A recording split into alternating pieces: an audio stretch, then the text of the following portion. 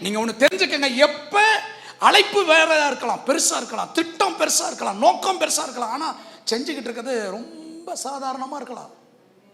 ஆனா அது சக்சஸ் ஆகிட்டு இருக்கா? அது சக்சஸ் ஆகிட்டு இருக்கா? அதுல கர்த்தர் உதவி செய்யறாரா?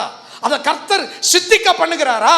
அத கர்த்தர் ஆசீர்வதித்து தராரா? அங்க உங்களுக்கு ஒரு நன்மையை தராரா? அங்க உங்களுக்கு ஒரு பாதுகாப்பை தராரா? அங்க உங்களுக்கு தேவையான, சுத்த தமிழ்ல சொல்ற, சோறும் தண்ணியும் உடுத்த உடையும் கொடுக்கிறாரா? அதை நீங்க செஞ்சுக்கிட்டே இருங்க. நீங்க செயல்பட்டுக்கிட்டே இருக்கணுங்க. செயல்பட்டுக்கிட்டே இருக்கணுங்க. உங்க கைக்கு நேர்ந்ததை செஞ்சுக்கிட்டே இருக்கணுங்க.